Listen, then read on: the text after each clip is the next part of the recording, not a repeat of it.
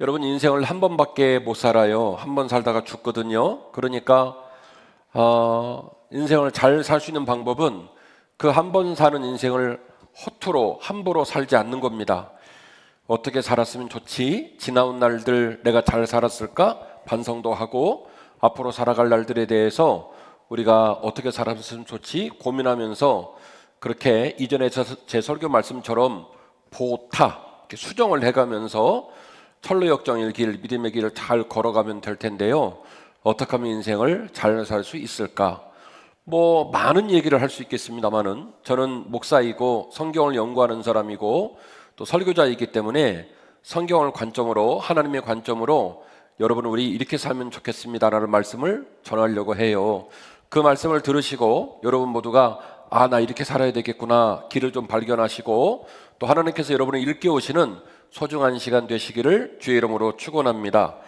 지난주에 제가 서울신학대학에 가서 교수님 두 분이 은퇴하는 은퇴식을 사회를 보고 왔는데 그 사회에서 설교를 하신 분이 우리 교회 오셔서 부흥회를 하신 일산 로고스교회 안성우 목사님이 설교를 하셨어요.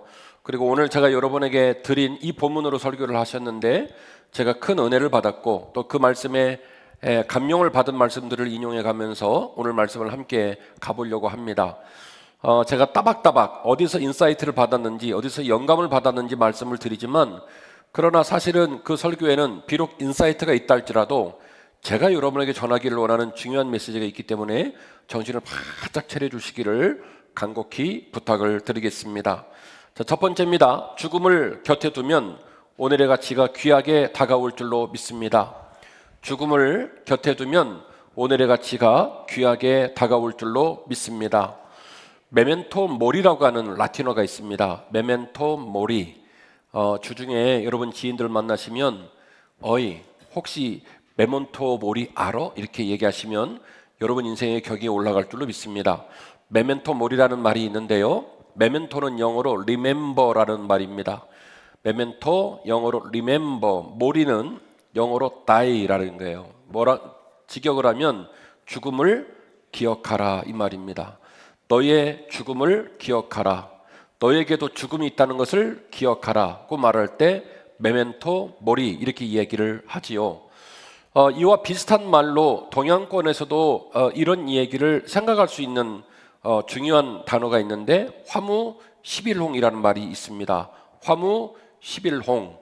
아무리 붉다 할지라도 아무리 아름다운 꽃이라 할지라도 열을 붉은 꽃이 없다. 이 말이 화무 11홍이라는 말입니다. 인상 쓰는 거예요? 지금 은혜 받고 있는 거예요?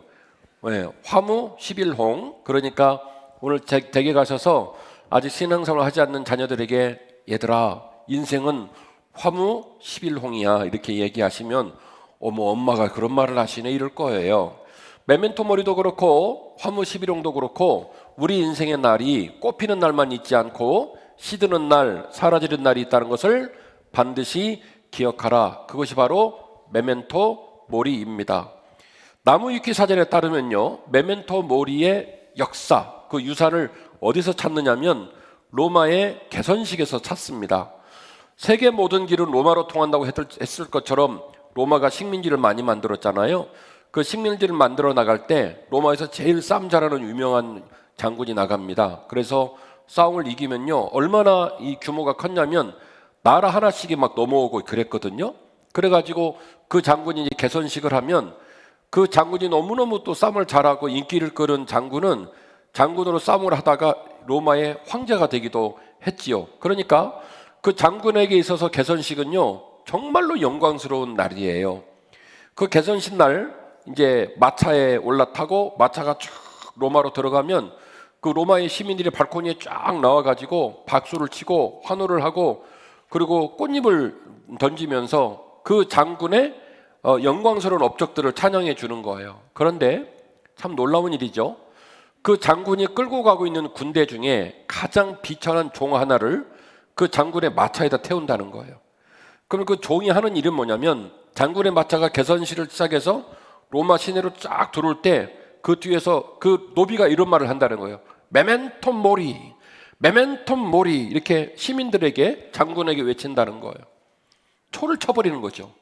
수많은 사람이 꽃잎을 던지고 박수를 치고 영광을 돌리고 어떻게 보면 신적인 영광을 경험하는 그 유일한 영광스러운 땅에서 종 하나를 마차에 태우고 그 종이 초를 치는 거예요. 메멘토 모리, 메멘토 모리. 당신이 지금 개선 장군이 되어서 수많은 사람이 신적 권위와 영광을 가지고 당신에게 환호를 지르고 있지만은 당신에게 죽음이 있다는 것을 잊으면 안 됩니다. 로마 시민들이여, 이 장군이 전쟁에 승리해서 우리는 영광스러운 승리의 나라가 됐지만 우리나라에도 실패가 있다는 걸 기억해야 합니다. 우리나라에도 끝이 있다는 걸 기억해야 합니다. 메멘토 모리, 메멘토 모리. 그렇게 선포를 하면서 개선식을 했다고 합니다. 통상적으로 동양 문화권에서는 죽음을 산자들이 언급하는 것에 대해서 굉장히 금기사항처럼 여기고 불경스럽게 여기는 경향이 있습니다. 그래서 부모님이 돌아가셔도 자녀들이 부모를 멀리하고 무서워하는 경향도 있고, 대부분 부모님이 또 귀신이 되셔갖고 좀 괴롭히는 경향도 있어요. 꿈에 나와서 막 이렇게 하고 그러잖아요. 그래서 동양 문화권에서는 이 산자와 죽은 자의 경계가 굉장히 멉니다. 그리고 죽는 걸 언급하는 것이 굉장히 불경스러운 것처럼 여겨지는 문화가 있어요. 그건 뭐냐면 죽음이란 단어를 쓰지 않고 죽음을 멀리 할수록 우리의 삶이 이어질 거라는, 장수할 거라는, 그리고 우리의 삶이 평안할 거라는 그런 기대들이 있었기 때문에 죽음이란 단어를 멀리하고 죽음의 표현들을 멀리하는 동양적 문화의 경향도 있었다라고 하는 것입니다. 그러나 저는 설교자로 우리의 삶이 시작 순간부터 죽음이 예약되어져 있고 죽음을 비켜간 사람이 없기 때문에 우리는 반드시 항상 죽음을 묵상하고 이 죽음을 곁에 두므로 오늘의 가치와 의미를 새롭게 재해석할 수 있다고 저는 믿습니다. 여러분 보십시다. 죽음을 가깝게 두면 오늘이 행복하고 오늘이 감사해요. 제 말 이해하세요? 죽음을 내 곁에 가깝게 두고 죽음을 입에 담고 죽음을 자꾸 표현하는 습관을 갖게 되어지면 오늘이 감사하고 오늘이 값지고 의미가 있다는 거예요. 그런데 죽음을 멀리 하잖아요. 나한테는 죽음이 없을 것처럼, 나는 죽음과 상관없는 것처럼 그런 마음가짐으로 살면 오늘이 가치가 없어요. 오늘도 오늘이고 내일도 오늘이고 뭐 이런다는 얘기죠. 그래서 저는 역설적인 얘기를 하는 거예요. 비록 동양 문화권이 죽음에 관하여 일종의 금기사항처럼 여기는 문화가 있다 할지라도 우리 한빛교회 성도들은 죽음을 멀리 두자, 가깝게 두자. 가깝게 두자. 그리고 죽음을 가깝게 두게 될 때에 오늘을 감사할 수 있습니다. 오늘이 값지게 될 줄 믿습니다. 할렐루야. 자, 이제 말씀을 들었으니까 인사를 할 텐데, 성도님, 죽음이 예약되어 있습니다. 죽음을 가깝게 두시기를 바랍니다. 그대로 하세요. 시작. 성도님, 죽음이 예약되어 있습니다. 죽음을 가깝게 두시기를 바랍니다.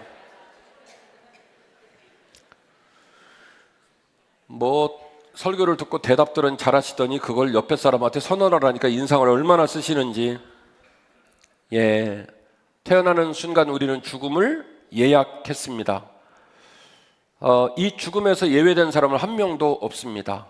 언제 죽을지 모르지요. 어떻게 죽을지도 모르지요.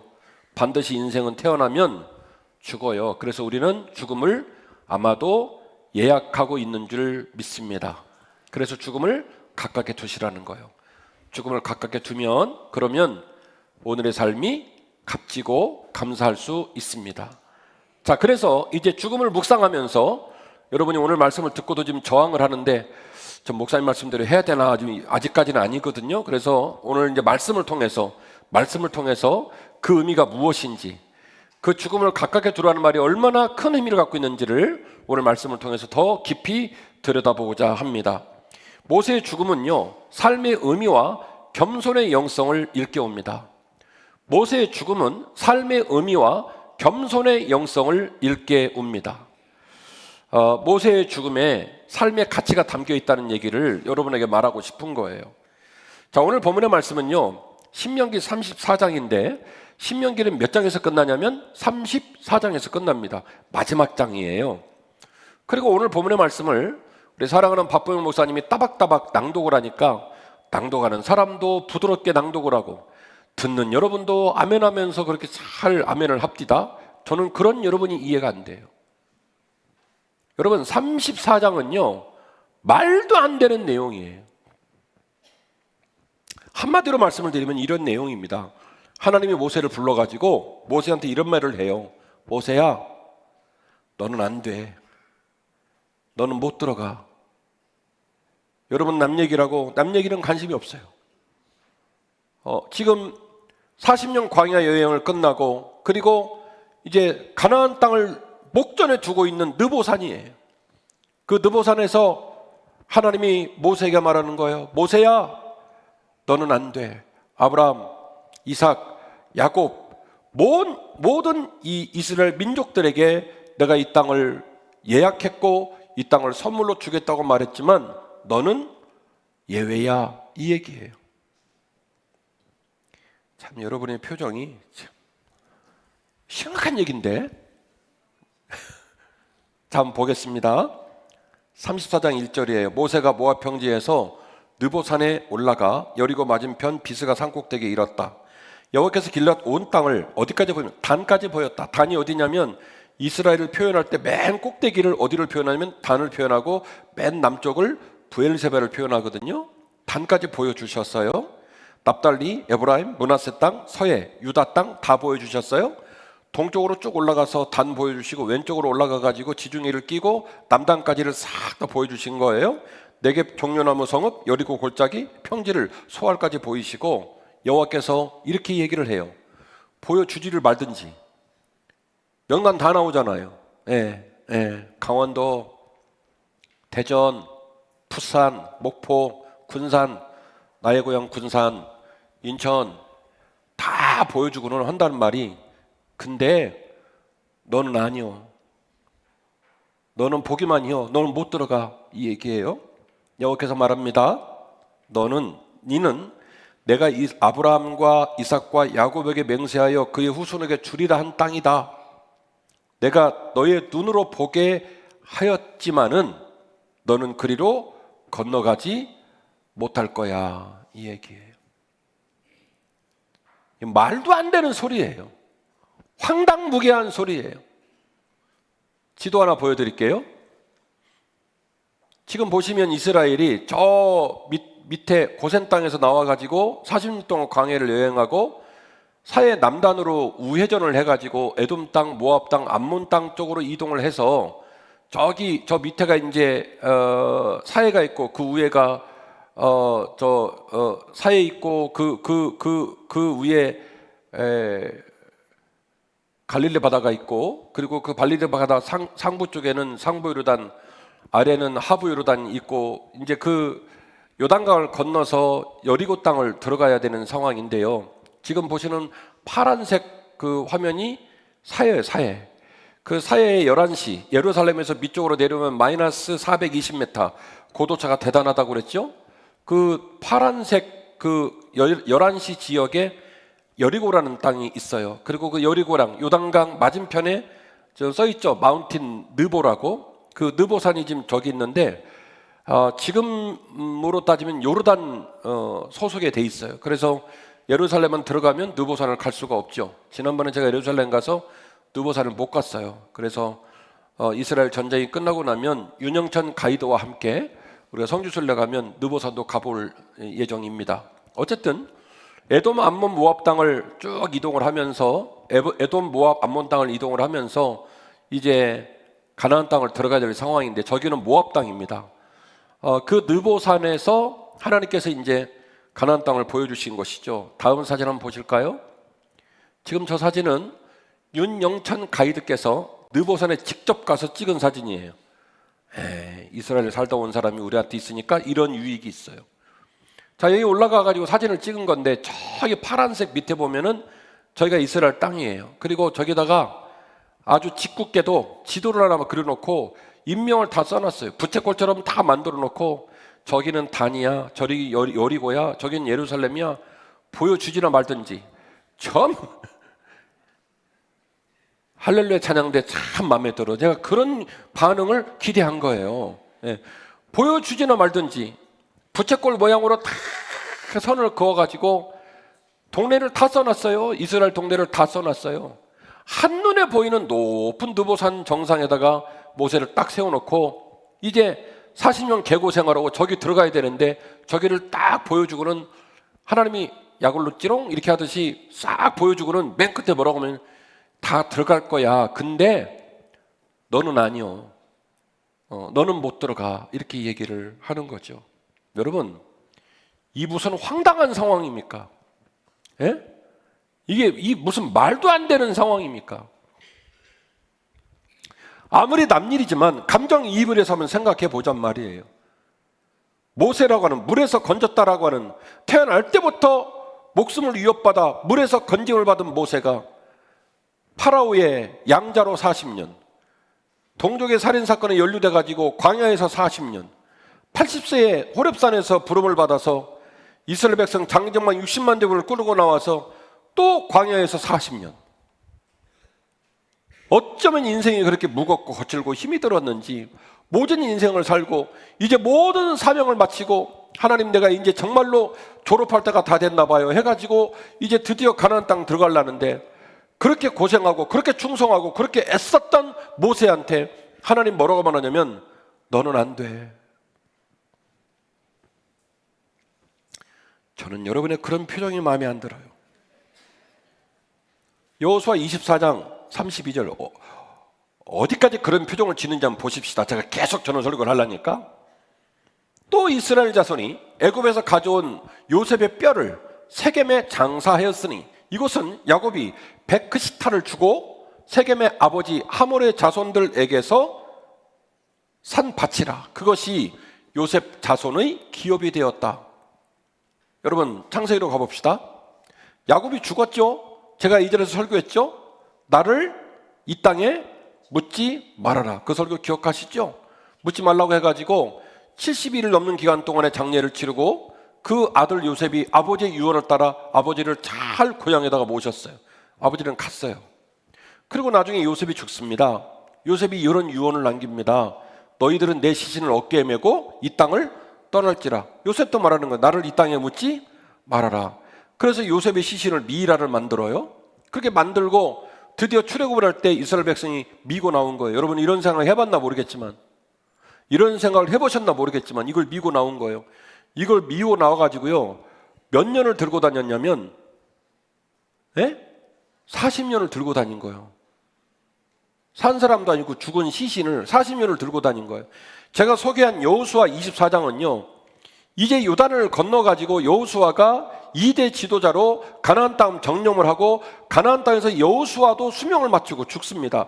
여호수아 24장은 여호수아가 죽어서 장례를 치렀다는 내용이 나오는 본문인데 그 여호수아의 장례를 치르는 이야기에 누구 얘기가 붙어 있냐면 요셉 이야기가 붙어 있단 말입니다. 그 말은 무슨 얘기냐? 이미 죽은 지 40년이 된 시신을 어깨다 메고 40년을 들고 다닌 거예요. 어깨 미고 다닌 거예요.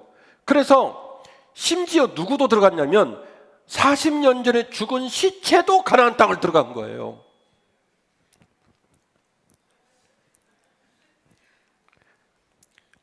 (2주) 전도 아니고 40년 전에 죽은 시체가 가나안 땅을 들어갔다니까요. 입장 바꿔 생각을 해봐요. 40년 전에 죽은 어르신이 지금 가나안 땅을 들어가는 판인데 하나님이 뭐라고 하냐면 살아있는 모세한테 너는 못 들어간다는 거예요. 열받잖아요. 이 무슨 황당한 상황이냐고요. 들으신 적 있을 거예요. 왜 못 들어갔는지 제가 말해드릴게요. 민수기 20장 7절 이하에 보면요 무리바 물사건이 나옵니다. 이스라엘이 출애굽을 해가지고 시내산을 향해 갈 때 물이 없어갖고 막 성질을 내고 버럭버럭 막 대들어요. 그래가지고 모세가 맞아 죽을 뻔했거든요. 급해가지고 하나님께 하나님 살려주세요. 백성들이 또 저렇게 저를 죽이려고 해요. 막 이런 상황이 벌어져가지고 하나님 모세에게 너 홍해를 갈랐던 지팡이 들고 나가서 내 백성에 물 줄 거니까 바위를 쳐라 그랬어요. 시간 관계상 그냥 안 찾고 말만 해달라니까 믿으세요 그냥. 그래서 모세가 이걸 치는데 집에 가 찾아보세요. 민수기 20장 집에 가 찾아보세요. 민수기 20장 바다를 치는데 이 모세가 열이 받아가지고 바위를 땅땅 2번 쳤어요. 예. 두 번을 쳐가지고 하나님이 뭐라고 하냐면 내 이놈, 내가 내 백성에게 물을 준다고 했는데 너 화나가지고 바위를 두 번 쳤지? 그러니까 너 나중에 가나안 땅 못 들어가. 민수기 20장에 나와요. 그 우리 사랑하는 윤 장로님 앉아 계신데 미대 학생들이 1학년 때 대생할 때 모세 전신상을 대생을 치거든요. 거기 보면 저는 그쵸, 뿔이 두 개 있어요. 모세 못된 모세를 표현하기 위해서 위에다 뿔을 달아놨어요. 그래서 못 들어갔대요. 그런데 성경을 연구하는 저는 동의할 수 없어요. 그게 다가 아닌 것 같아요. 그렇게 한마디로 특정하기 쉽지 않아 보입니다. 제 입장에서는 분명히 민수기 20장은 무리바의 물상건데 모세가 화를 냈기 때문에 너 화낸 것 때문에 내가 너 가나안 땅에 들이지 않을 거라고 누가 말씀하셨냐면 하나님이 직접 말씀하셨기는 하지만, 그러나 저는 그보다 더 큰 의미와 그보다 더 깊은 하나님께서 말씀해 주기를 원하는 메시지가 오늘 신명기 34장에 있다고 저는 믿고 설교를 하고 있는 거예요. 계속 따라와 주시기를 원합니다. 제가 사랑하고 제가 존경하고 제가 너무 영광스럽게 섬기는 하나님이 밴댕이, 소갈딱지, 볼펜, 대롱속이셔가지고 모세가 그거 물 한 번 줄 때 무리바에서 이렇게 땅땅 두 번 때렸다고 너 어디서 눈가리에 힘을 주고 넌 안 돼. 제가 사랑하는 하나님은 그런 하나님은 저는 아니라고 생각해요. 저 죽어서 천국 가면 하나님께 물어보고 싶은 게 참 많아요. 아이스 아메리카노 하나 들고 가서 하나님, 제가 2024년 8월 달에 그 설교했는데 그거 맞게 설교한 건가요? 여쭤보려고 그래요. 그러면 하나님이 그럴 것 같아. 야, 너 괜찮게 설교하더라. 뭐 마음에 들었어. 이렇게 그렇게 하실 것 같아. 제 생각에. 네. 자, 한번 따라와 보세요. 아마도 민수기 20장에 무리바의 바위를 두 번 때린 것 때문에 하나님이 화가 나가지고 모세를 가나안 땅 못 들어가게 했을까? 저는 그렇게 보지 않는다는 거예요. 만약에 하나님이 그런 분이라면 저부터 진작에 죽었을 거예요. 네, 진작에 갔어. 제가 굉장히 못났거든요. 제가 굉장히 인생이 구려요, 구려. 그래서 하나님이 모세 그 모습을 용납하지 않는 분이시라면 아마 저부터 진작에 곤백 번은 죽었을 거예요. 여러분은 어떤지 모르겠지만. 그러나 자비하신 하나님, 참되 끝까지 참으시는 하나님께서 지금도 제 꼴을 봐주고 계시기 때문에 제가 오늘 이 강대상에 서 있습니다. 하나님은 우리에게 어떤 모습으로 메시지를 주고 계실까? 하나님 뜻을 정확히 알 수 없지만은 저는 민수기 20장만 가지고 하나님 마음을 다 알 수는 없다, 이렇게 생각을 한다는 거죠. 다른 본문을 한번 여러분에게 소개하려고 합니다. 출애굽기 33장 7절 이하의 본문인데요. 잘 아시는 것처럼 모세가 시내산에 가서 식계를 받으러 가죠. 며칠 동안 계셨습니까? 40일 올라가 있었죠. 그 바람에 백성들이 모세가 오지 않는다고 해가지고 금부치를 모아가지고 아론에게 청을 해갖고 뭘 만드냐면 금송아지를 만들죠. 금송아지 만들어서 그날 3,000명이 넘는 백성들이 죽고 어쨌든 막 엄청난 재앙이 그들에게 내립니다. 레위지파가 헌신을 하고, 그래서 하나님 백성 사이가 굉장히 멀어집니다. 이렇게 멀어졌을 때 누가 하나님과 하나님 백성 사이를 연결시키냐면 모세가 중재자 역할을 합니다. 읽어드릴게요. 모세가 항상 장막을 취하여 진 밖에 쳐져 진과 멀리 떠나게 하고 회막이라 이름하니 여호와를 앙무하는 자는 다 진 바깥 회막에 나아가며, 모세가 회막으로 나아갈 때에는 백성이 다 일어나 자기 장막 문에 서서 모세가 회막에 들어갈까지 바라봤으며, 모세가 회막에 들어갈 때에 구름 기둥이 내려 회막 문에 서며 여호와께서 모세와 말씀하시니 모든 백성이 회막 문에 구름 기둥이 서 있는 것을 보고 다 일어나 각기 장막문에 서서 예배하며 사람이 자기 친구와 이야기함과 같이 여호와께서는 모세와 대면하여 말씀하시며 모세는 진으로 돌아오나 눈의 아들 젊은 수종자는 회막을 떠나지 아니했다. 감격적인 얘기입니다. 하나님 백성은 범죄했습니다. 금송아지 만들고 하나님 앞에서 우상을 섬겼습니다. 그들과 하나님의 사이는 굉장히 멀어졌습니다. 그런데 모세가 회막을 만들고 온 이스라엘 백성이 자신들의 장막, 우리로 말하면 대문을 어디를 향하게 앉혀요? 동서남북으로 진영을 꾸리고 회막을 향하도록 문을 만들고, 모세가 회막문에서 하나님을 만날 때 온 백성은 자기 집, 우리로 말하면 자기 집 대문 앞에 나와서 어디를 바라보는 거예요? 모세를 만나서는 하나님을 바라보는 거예요. 그때 하나님께서 모세를 만나셔서 대화를 하시는데 이렇게 하셨대요. 마치 친구와 이야기함 같이. 예. 제 친구 김근용 목사님 있거든요, 우리 교회. 저랑 잘 안 맞아요. 예. 성격이 달라. 예. 그런데도 제 친구 김근용 목사님은 매주일 이런 일 저런 일로 제 방 돌아서 이런 얘기 저런 얘기를 나눠요. 그럼 제가 말합니다. 아무리 동창이긴 하지만 어디다 대고 담임 목사 방을 말없이 들어오느뇨, 나가시오 라고 말하지 않습니다. 웬일 뭐 때문에 이렇게 물어보고 친구가 말하면 그 얘기에 경청을 합니다. 왜냐하면 그분은 나의 친구이기 때문이에요. 하나님께서 구름과 함께 회막에 내려오셔서 모세를 만날 때 뭐라고 말씀하셨냐면 내 친구 모세야 이렇게 얘기를 했다는 거예요. 멋있죠? 그러니까 모세가 하나님한테 그런 분이에요. 예.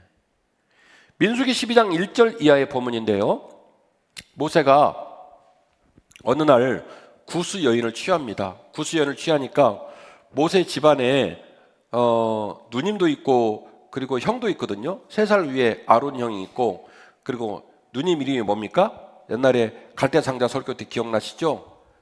예. 항상 미리 아는 사람 있잖아요.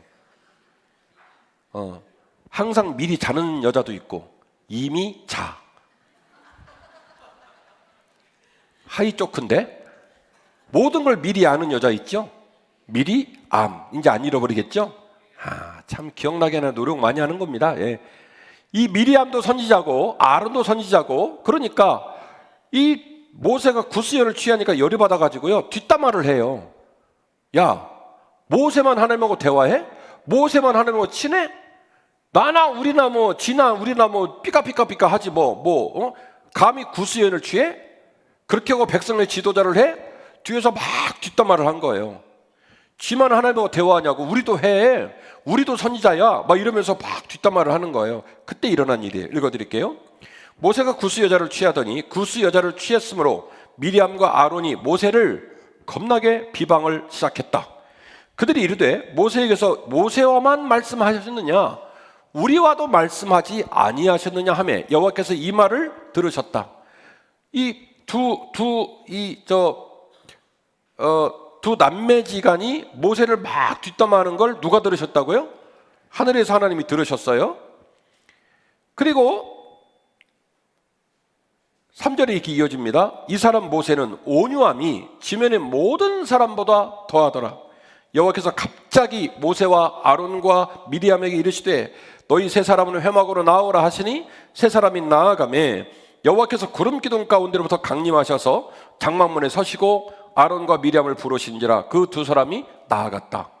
자, 부르긴 몇 사람 불렀어요? 세 사람 부르고 딱 세워놓은 다음에 하나님이 구름 기둥을 내려오신 다음에 다시 그 앞으로 누구를 가깝게 부르시냐면 모세 빼고 아론하고 미리암 딱 불렀습니다. 그리고 이런 말을 합니다. 이르시되 내 말을 들으라.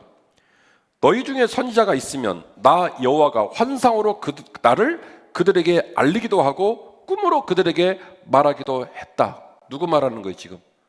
하나님이 누구 말하는 거예요? 미리암하고 모세 아니고 미리암하고 아론. 너희 중에 선지자가 있다. 나 여호와가 환상으로 꿈으로 그들에게 대화하고 꿈으로 그들에게 말을 했다. 누구 말하는 거예요? 미리암하고 아론 얘기하는 거예요. 너들 말이 맞아. 너들도 선지자야. 그래서 너들이 꿈꾸고 너들이 환상을 보고 그래서 너들이 모세처럼 나하고 가깝고 백성들보다는 높은 위치에 리더의 위치에 섰다고 생각할 수 있어. 너들 말이 맞아. 그러니까 하나님께서 미리암과 모세에게 어떻게 일을 하셨냐면 환상을 보여주시고 꿈을 보여주신 거죠. 그런데 말이죠, 내 종 모세와는 그렇지 아니하니 그는 내 온 집에 충성함이니라. 여러분 이게 무슨 말입니까? 모세를 빼버렸어요. 내가 너희들에게 환상을 보여주고 내가 너희들에게 꿈을 보여줄 때 나는 모세와는 그렇게 한 적이 없어. 그럼 뭐예요? 모세는 이들보다 더 밑에 간 겁니까? 하나님 말합니다. 환상 안 보여줬어. 모세는 환상을 안 보여줬다는 거예요. 모세한테는 꿈을 안 보여줬다는 거예요. 너희들한테 내가 꿈 보여주고 너희들한테 내가 환상 보여줬지? 이 얘기예요. 미리암하고 아론이 얼마나 목에 힘이 들어갔겠어요. 예? 드디어 올 것이 왔다. 예? 우리 두 사람 부르는 게 이야, 뭐 그런 느낌이죠. 그런데 말이죠. 8절입니다. 그와는 내가 대면하여 명백히 말하고 은밀한 말로 하지 아니하며, 하나님이 시적인 표현을 씁니다. 그게 뭐예요? 꿈과 환상은 해석이 필요한 은밀한 대화라는 거예요. 정확하지 않다는 거예요. 내가 너희들이 선지자로 백성들 앞에서 꿈을 보여주고 환상을 보여주고 너희들이 그것 때문에 명분을 만들어서 백성의 지도자로 이른바 백성들 중에서 존경받을 만한 리더십을 갖고 있다고 스스로 생각하는지 모르겠지만, 그러나 내가 너희들과 맺었던 꿈의 대화와 환상의 대화는, 내가 내 입장에서 말한다면 그 대화는 은밀한 대화야. 그런데 말이다, 너희들이 그렇게 뒷담화하는 모세하고는 내가 은밀히 대화하지 않았어. 내가 그와 대면하여 명백히 말하고 은밀한 말로 하지 않았어. 그는 또 여호와의 형상을 보거늘 너희가 어찌하여 내 종 모세 비방하기를 두려워하지 아니하느냐, 이렇게 얘기를 했단 말이죠. 결국 앞서 나오는 금송아지 사건을 통해서 말씀하셨던 하나님께서 모세를 어떻게 여겼다고요? 친구처럼 여겼다. 구스 여인을 취한 사건을 통해 말씀하신 내가 모세에게는 은밀한 말로 하지 않고 명백한 말로 했다라고 하는 이 하나님의 일방적 선언을 본다면 하나님 모세를 굉장히 신뢰하시고 사랑하셨어요. 비록 민수기 20장에서 무리바의 바위를 지팡이로 2번 때린 건 맞아요. 하나님이 화가 난 건 맞지만, 그러나 그 사건을 독자가 읽었다는 이유로 목사님들의 강대상에서 모세는 무리바의 바위를 2번 때려서 가나안 땅 못 들어갔습니다라고 특정하기 쉽지 않아 보입니다. 제 눈에는, 성경을 연구하는 제 눈에는 좀 더 깊이 들여다볼 필요가 있다. 지금 여러분에게 소개한 금송아지 사건과 구스 여인 사건을 통해 우리가 하나님께서 모세를 얼마나 존중하시고 얼마나 특별하게 사랑하시는, 심지어는 누구처럼 여긴다고요? 친구처럼 여기시는 하나님의 관계를 생각했을 때 민수기 20장 사건만 가지고 그 이유 때문에 모세가 가나안 땅 못 들어갔다고 말하기에는 무리가 있어 보입니다. 그래서 저는 이렇게 말합니다. 맞는지 모르겠지만 맞을 것 같아요. 모세의 죽음은 모세의 사명을 완벽하게 완성하는 사건입니다. 모세의 죽음은 단순히 하나님께 버림받고 단순히 하나님께 팽당한 삶이 아니라 모세의 죽음마저도 모세의 사명을 완벽하게 완성하는 사건 중 일부라는 거예요. 제가 볼 때는.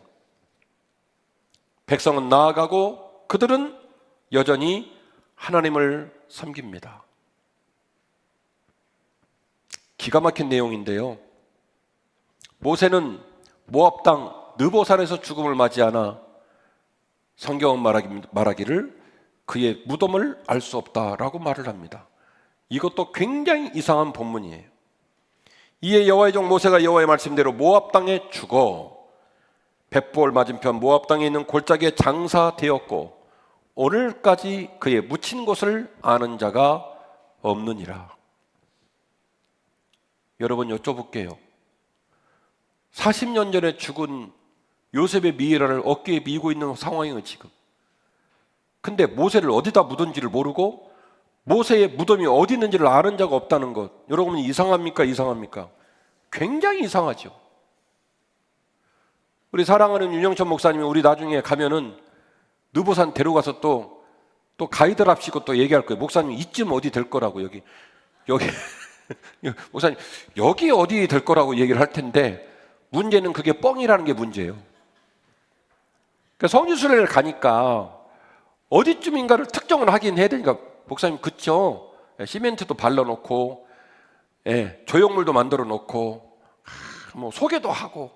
근데 문제는 뭐냐면 우리가 성지순례를 가고 느보산을 묵상하느라 그런 시설이 그곳에 있긴 하지만 느보산은 어디에도 모세의 무덤이 정확하게 이것이라고 특정할 수가 없을 정도로 마치 짐승 하나가 살다가 생을 끝나고 사라진 것처럼 모세의 무덤이 없다는 거예요.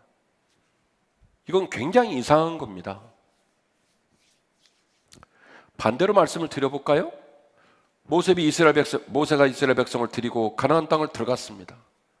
그리고 죽었어요. 그러면 여러분, 가나안 땅에 있는 유적지 중에 가장 유명한 유적지가 되진 않았을까요?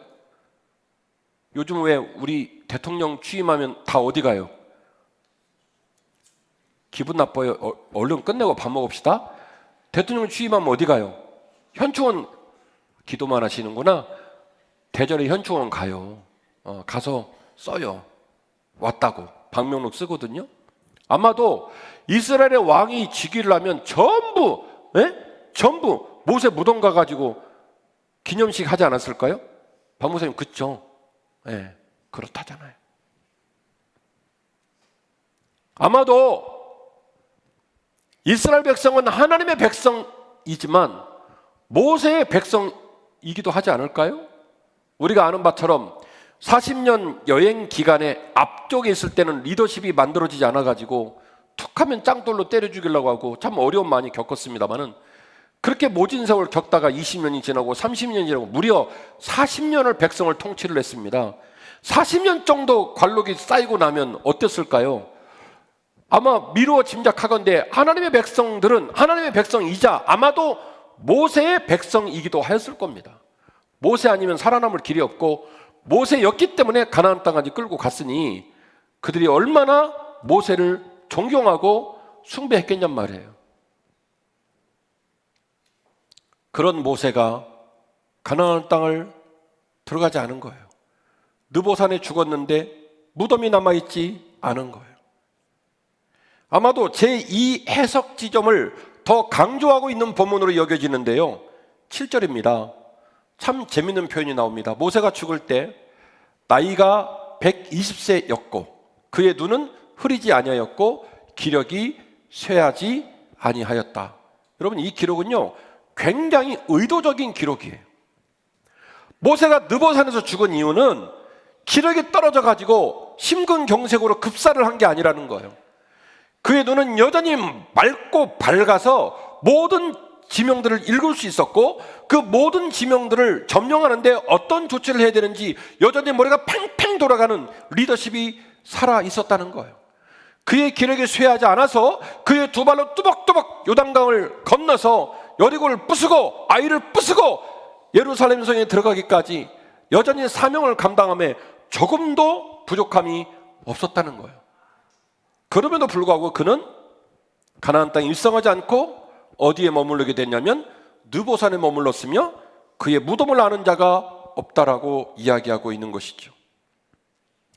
모세의 느보산 죽음과 모세의 알 수 없는 무덤과 모세의 강건함은 모세의 죽음이 단순히 민수기 20장의 무리바 사건을 통한 책임을 묻는 징벌적 징계가 아니라 삶의 가치와 사명의 유한함을 깨닫고 부름과 쓰임과 끝냄이 있는 삶의 의미를 가르치시는 하나님의 거룩한 메시지가 그 안에 담겨 있다고 저는 봅니다.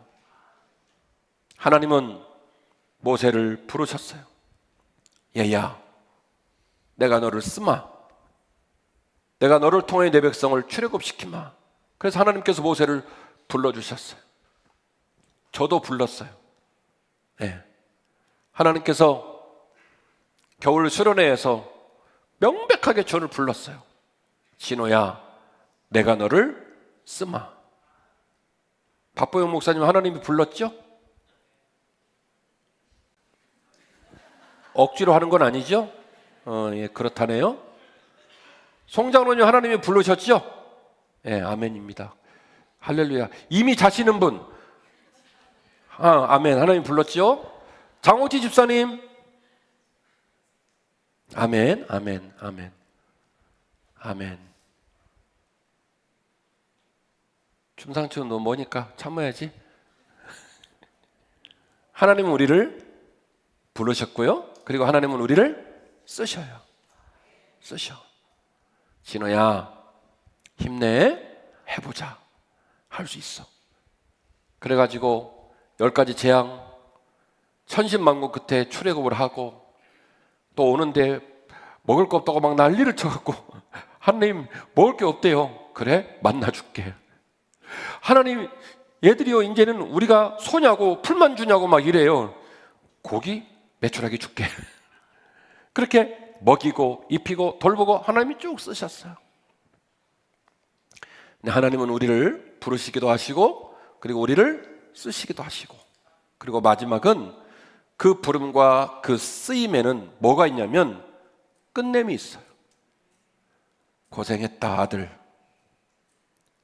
네가 참 충성했고 내가 너를 굉장히 존귀하게 생각한다. 내 친구처럼. 내 아들, 여기까지 하자. 그래서 우리의 사명의 삶이 부름이 있는가 하면 쓰임이 있고 쓰임이 있는가 하면 끝냄이 있다는 것을 우리에게 일깨워 주시는 거예요. 비록 모세는 느보산에서 죽었으나 모세의 영성은 여호수아에게로, 백성들에게로 유산이 됩니다. 참 놀라운 얘기예요. 아까 말씀드렸죠, 여러 가지 정황 관계로 봤을 때 모세가 가나안 땅 들어가면 된다고 안 된다고요? 안 돼요. 하나님 백성인데 까딱 잘못하면 모세 백성 돼버리고요. 그렇죠? 가나안 땅의 모든 땅들을 점령하는 과정에 여전히 해낼 일이 너무나 많은데 그 일이 마치 모세가 쥐락펴락하는 모양이 될 수도 있겠죠? 그러니까 하나님께서는 모세의 사명을 가나안 땅에 들어가기 직전에 종료하시고 끝냄을 명령하셨어요.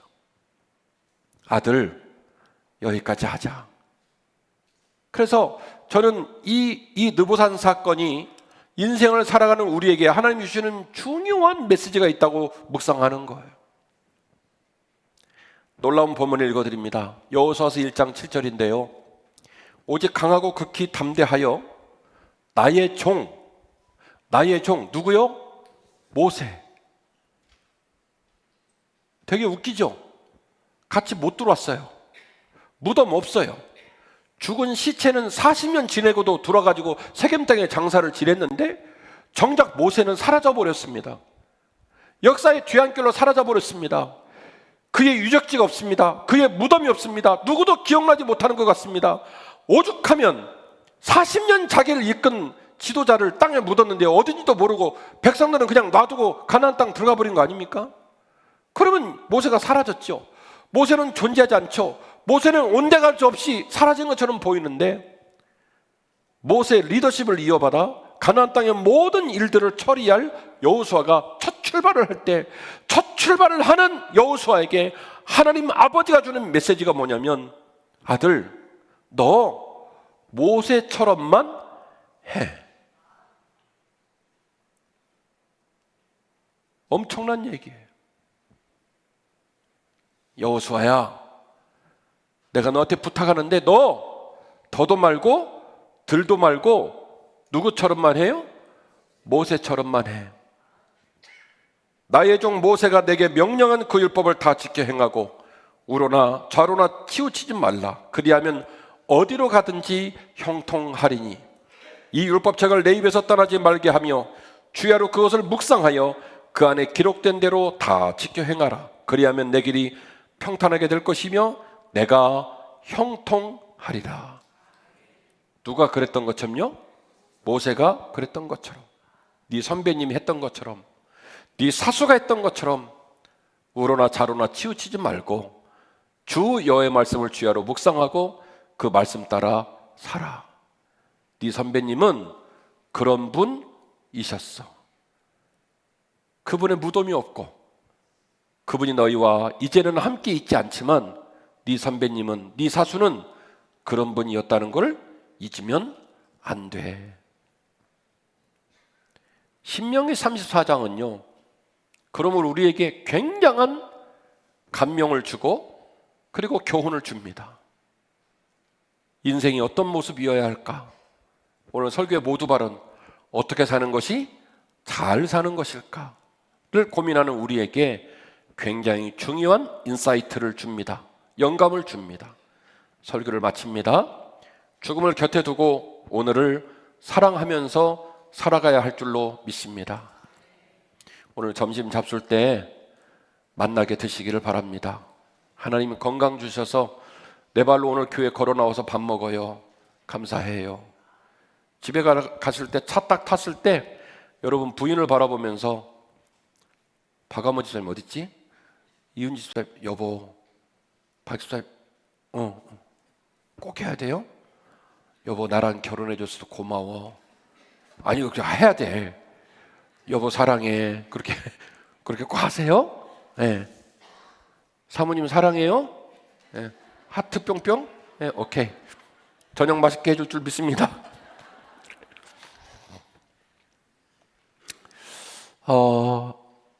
사람은요 삶의 의미를 어떻게 두느냐에 따라서 뒷담화를 하든지 감사하든지 전혀 다른 행동을 해요. 네? 그러니까 오늘 예배 다 끝났어요. 점심 잡수면서 하나님 감사합니다. 집에 갈 때 아내 바라보면서 우리 이 집사님 박 집사님 바라보면서 여보 올해 나랑 같이 동행해 주셔서 고마워 이렇게 얘기하시고 꼭 하세요. 이정우 원로장로님 사모님 꼭 오케이 할렐루야. 사랑하는 원로 목사님 사모님 꼭 하세요. 아들아 딸아 네가 내 아들이어서 네가 내 딸이어서 고맙다. 그렇게 하실 거죠? 예. 우리는요 이 땅에 하나님의 선물로 태어났습니다. 생각해보면 우리가 뭐라고 이 땅에 올 때 맨 몸뚱아리 하나 가지고 온 거예요. 우리가 직업이 있었습니까? 스스로 일어날 기력이 있었습니까? 돈이 있었습니까? 생각해보면 아무것도 아니에요. 근데요 우리 인생의 길은 사실은 오늘의 삶이 고단하지만 곰곰이 돌아보면 항상 인생의 중요한 순간에 하나님이 기적까지 우리를 이끌어 주셨기 때문에 여기 와 있는 거예요. 물론 오늘 우리의 삶에 있는 눈물이 우리 마음을 너무 아프게 합니다. 오랜 세월 나를 짓누르는 물질적 문제 때문에 지금도 머리통이 터질 것처럼 괴로움 당하는 사람도 있고요. 어떤 사람은 돈 없어서 속상하다는데 나는 사실은 돈을 쌓아놓고 있는데 이놈의 몸이 맨날 아파가지고 돈이 산더미처럼 있으면 뭐예요? 맨날 몸이 아파서 병원을 가는데. 어떤 사람은 자식 때문에 걱정하고 어떤 사람은 노년의 삶을 살아가는 부모님 때문에 근심이 많습니다. 우리들에게는 이런 일 저런 일로 무겁고 아프고 시린 눈물들을 안고 오늘 예배를 드리러 왔습니다. 그러나 목사로 여러분에게 말씀을 드린다면 이 모든 어려움과 눈물도 다 지나갈 줄 믿습니다. 왜냐하면 저하고 여러분하고 공평하게 이 땅에 왔어요. 그냥 숨만 쉬는 맨몸 끌고 와서 그 모진 삶의 걸음을 걷게 하셔서 우리를 여기 있게 하신 거예요. 내게 남편을 주시고 내게 아내를 주시고 내게 자녀를 주시고 이렇게 아름다운 예배당이 있는 한빛교회를 주시고 사랑하는 우리 챔버 할렐루야 우리 사랑하는 젊은이들 그리고 휴가 중에서 많은 분들이 오늘 좀 안 보이지만은 우리가 생각하는 기억에 나는 많은 믿음의 동역자들을 우리에게 선물로 주셨어요. 그 모든 건 하나님의 선물입니다. 그래서 여러분에게 말씀드립니다. 이번 주도 울다 오셨지만 여러분의 눈물과 여러분의 아픔도 좀 지나면 선물이 될 줄로 믿습니다. 오늘을 회고하면서 나 그때 진짜 힘들어갖고 교회 갔는데 목사님이 죽음을 곁에 두고 오늘을 감사라는 말씀을 들으면서 그때 정신 차렸잖아요. 그때 내가 은혜 받고 힘을 냈잖아요. 그렇게 오늘을 회상하면 추억이 되고 감사가 될 거라고 저는 믿어요. 우리는 지금도 절망하지만 하나님은 이 고난과 슬픔도 같이 동행하시면서 기필코 지나가게 하실 줄 믿습니다. 오늘 주어진 하루를 감사하고 오늘 주어진 내 가정과 교회를 사랑하고 미움, 분노, 욕심으로 멍들어가는 우리 마음을 다 비우고 감사함으로 나아가는 우리 모든 성도가 되시기를 주의 이름으로 축원합니다. 죽음을 곁에 두고 오늘을 감사하라. 한 번 더요. 죽음을 곁에 두고 오늘을 사랑하라. 죽음을 곁에 두고 오늘을 감사하라. 아멘. 항상 죽음을 곁에 두고 오늘을 사랑하고 오늘을 감사하며 또박또박 남은 인생의 길을 걸어가는 저와 여러분 되기를 바랍니다. 다 함께 일어나셔서 오늘 말씀을 묵상하고 기도하는 마음으로 찬양하십시다.